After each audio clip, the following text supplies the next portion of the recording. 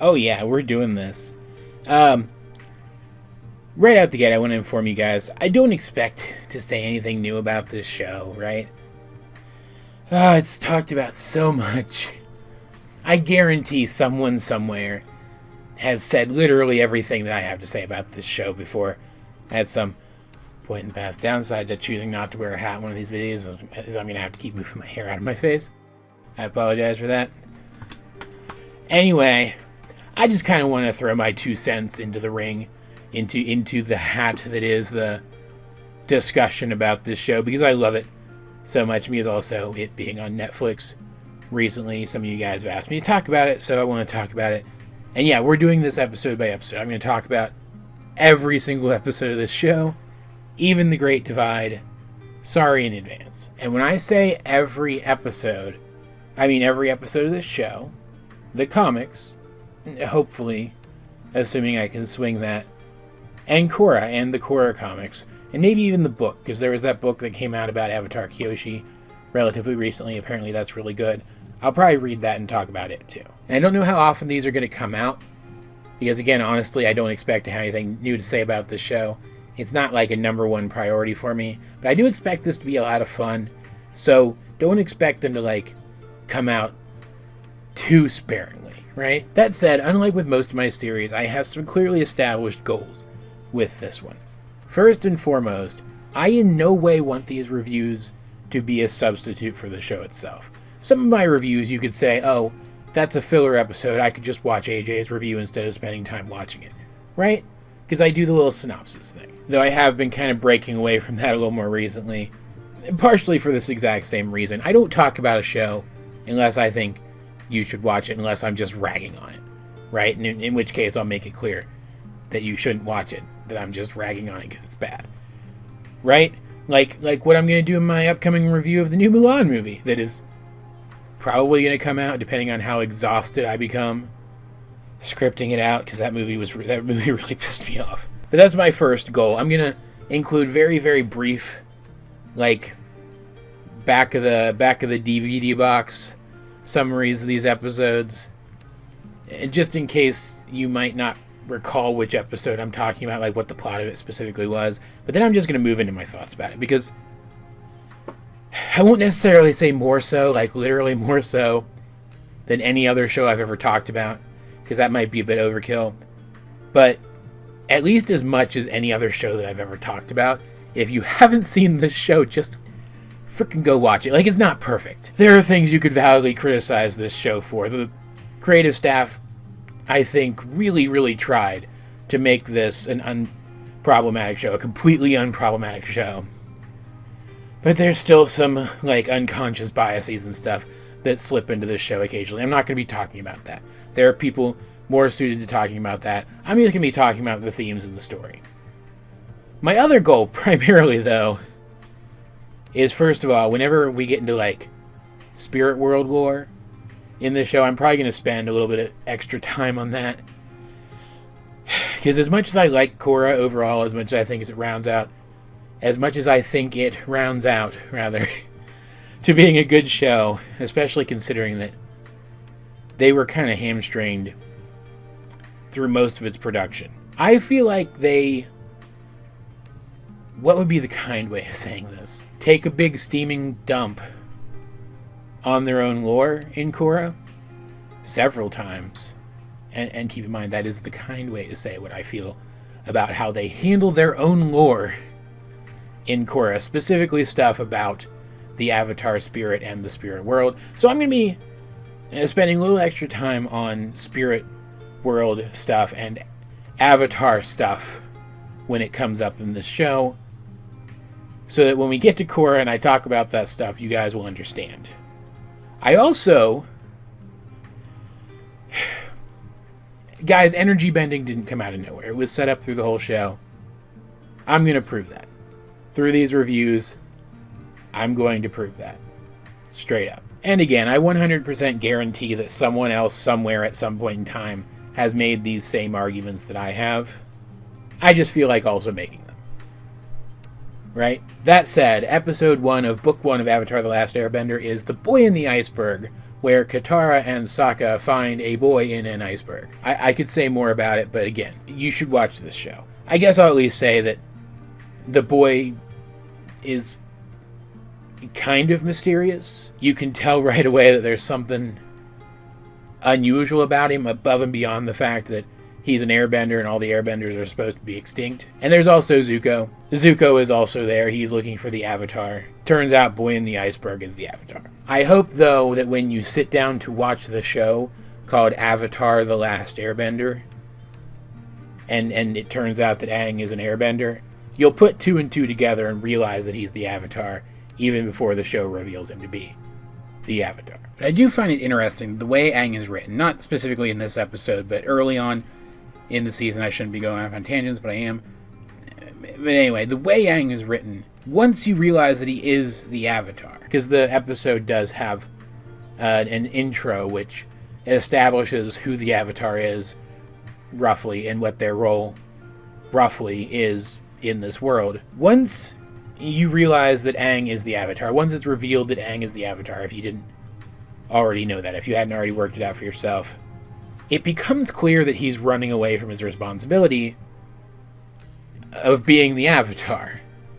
Obviously, because what other responsibilities could he have, and what responsibility could be bigger than that, and even as noteworthy as that, anyway, right? But up until that point, they write him such that you could believe, along with the other characters, that he was just some strange outlier airbender kid who happened to somehow make his way into this world that doesn't have airbenders in it anymore. I don't know how he could do that, but you could, if you squint a little bit, believe along with the other characters that that's what happened, because he behaves like a very realistic kid character. That's one of the best things about Aang.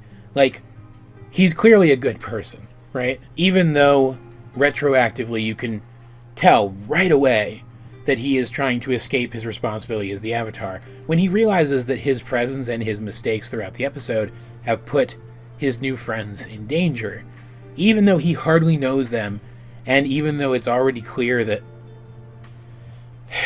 he's been around, he meets a lot of people and moves on from them often, right? So it doesn't really seem like he would grow all that attached to these people this quickly.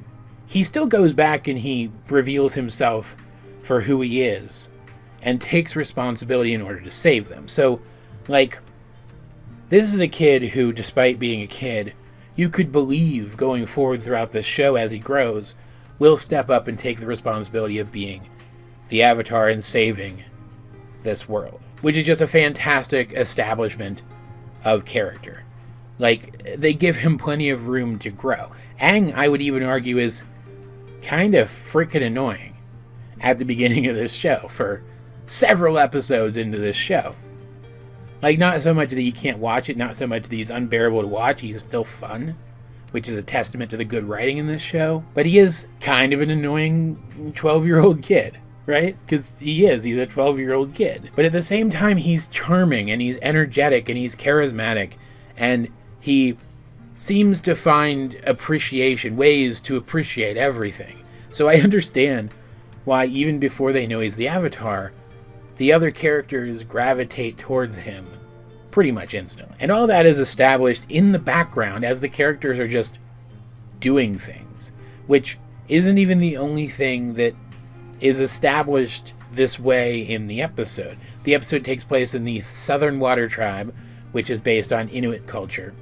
And without, like, going into any, like, explicit exposition of the specific culture of this area, like, there's a tad bit, but there's not a lot. They give us a pretty clear idea of how these people live, which is super cool. They also start to hint right out the gate here that this culture can be a bit misogynistic, though at this point it seems like the people here have mostly grown out of that, since all the men have left to make war with the Fire Nation.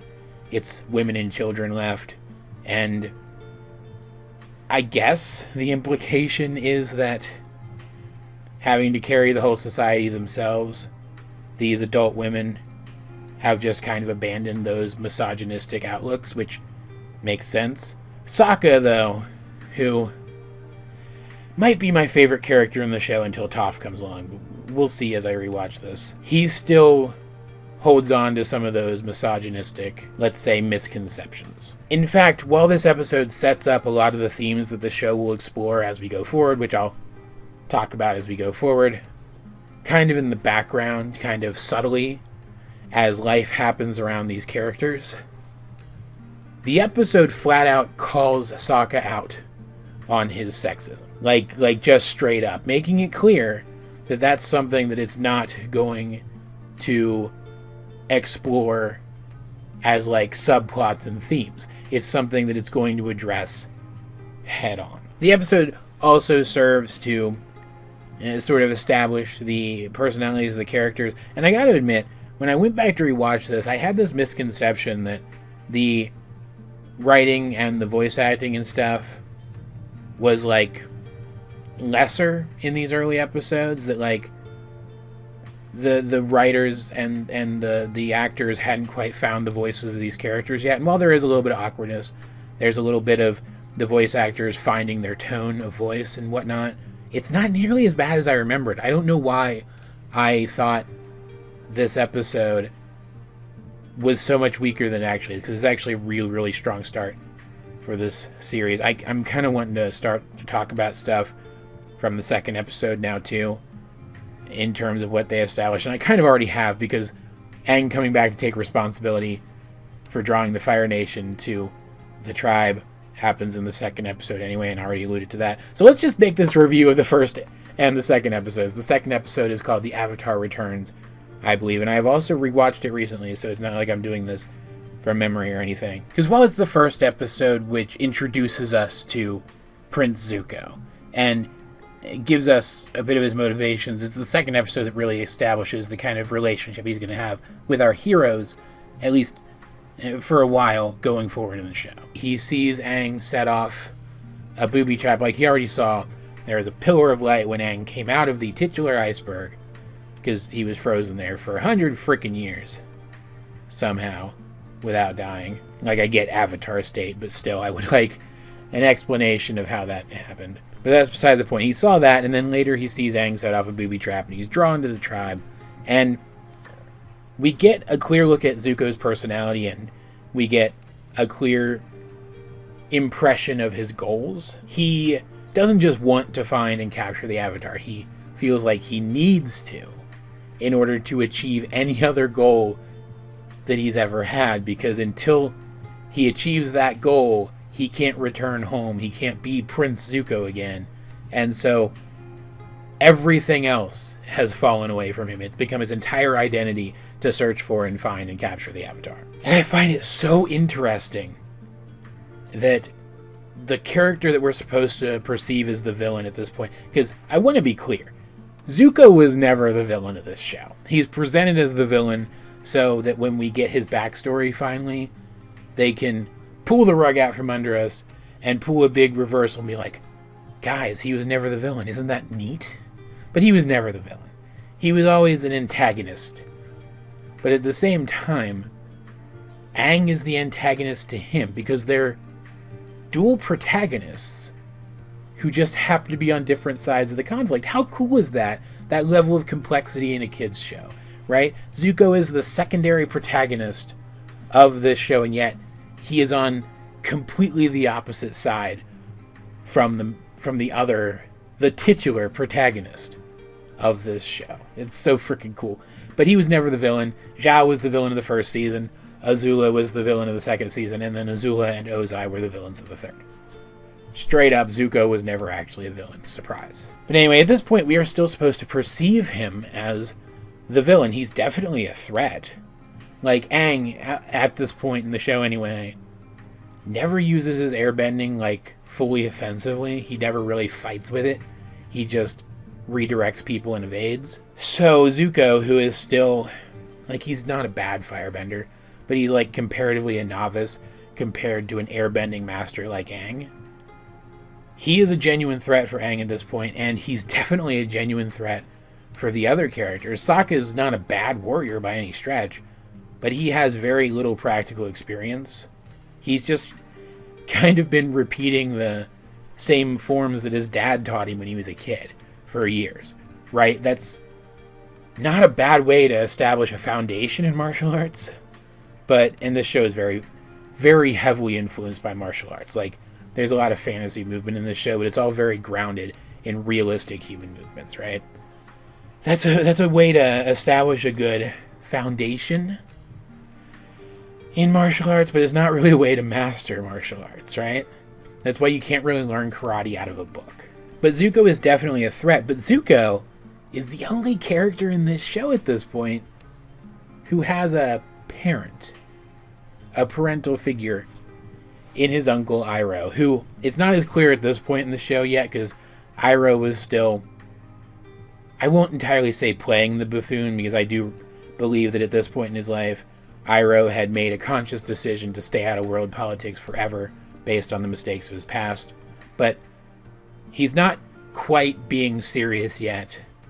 Like, you can tell he's still kind of a mentor-type character to Zuko, but it's not clear yet that he's a parental figure to Zuko. That doesn't come until, like, at earliest, kind of the end of book 1. Arguably. But it's still so interesting to me that there are no parents in this show. Like, even when they do pop into the show occasionally later, they peace out pretty soon after, every single time.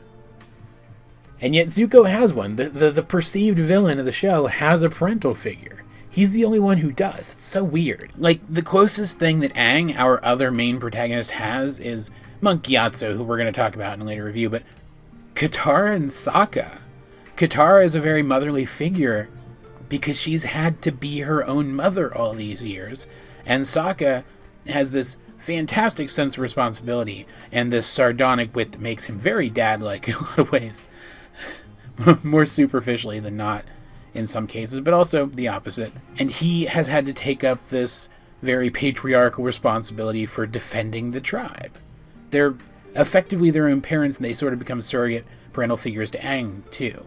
Because, like, Sokka doesn't even like him, but still agrees that it's their responsibility to go try and help him after Zuko takes him. And I gotta say, this is jumping ahead a bit, but it's super cool that the dad of one of the two primary protagonists of the show is the big bad, and he was a horrible, abusive father who perpetuated this system that his people had put in place, which is the same system that took the parents away from everybody else. It's so, like, poetic probably isn't the right word, but it lands so hard. It says in a very simplistic way that kids can understand immediately the consequences of war, the consequences of making war. It embodies those consequences through the very obvious and observable fact that these kids are without their parents because of the horrible choices made by somebody else's parent somewhere far away who never even met them. It's horrifying, but it's simple, and it's easy to understand. And that's one of the best things about this show. This is like Game of Thrones, but like accessible and appropriate for children. It's just so great. I don't know what else I want to say about this because I'm already jumping ahead and talking about stuff that happens super way later in the show. Like we get a bit of a fight scene. We get Appa. Appa's fantastic in this episode, and then we get the characters going off on their own to help Aang on his journey now that he's accepted that he needs to be the Avatar, even if he doesn't want to be. They go off with him on his journey to become the Avatar, right? Which involves learning the other elements, because the Avatar is the only character who can bend all 4 elements, and also technically some of the other ones that hover in between those, right? We even get a bit of a taste of the Avatar state in this episode, which I'm going to be talking about a lot, especially when we get to Korra, because one of the choices they made in Korra is not only terrible, I think, from a literally everything perspective, but it also screws up the Avatar state. And I'm going to talk about that eventually. This is just a bit of a hint to that. If you want me to elaborate in the comments, I guess I will, because by the time I get there, You guys will probably have forgotten what I said anyway. I don't know. We'll see. We'll see what happens. I'm going to stop here, though, because I am jumping ahead a lot, and I shouldn't be. This episode, or these episodes, I guess, because I've talked about 2 of them now, technically, are fantastic. They set up the show. Maybe I'll do this for the whole thing. Maybe I'll talk about groups of episodes only if they kind of fit together the way these 2 do. I don't know. We'll see what happens. But these 2 episodes set up this show fantastically. Like, I'm struggling to think of a better introduction to any show ever, and I can't think of one. It's just so freaking good. I love it a lot. And I'm going to say again, as I've said like 6,000 times already in this video, if you haven't watched the show, just go watch it. It's on Netflix. It's on other places online, I'm sure, as well. Probably, I think, didn't Hulu have it for a while, or am I mistaken about that? Amazon, I think, has it. And if you can't find a service that you subscribe to that has it, I might know a place. Not going to name names in the video, but I might know a place you can go to watch it. Ask me. DM me. Or just comment about it, I guess. Whatever. Like, I don't have to worry about it. I have the whole series on DVD. But that's beside the point. I'm just flexing a little bit. What do you guys think of Avatar? What's your favorite episode? Do you want me to talk about the it's undoubtedly going to be terrible Netflix adaptation that I just keep hearing worse and worse things about every time people talk about it when it comes out? Do you want me to talk about the god-awful movie? Please say no. I don't want to watch that movie again. I'm kidding. If you guys want me to watch it and review it, I totally will. I will totally rip that movie a new butthole. And of course, what do you think of these 2 episodes specifically? This video was fun. I feel like I had fun with this one. I hope you guys did too. Either way, though, until next time, this has been AJ22, and I will talk to you guys later.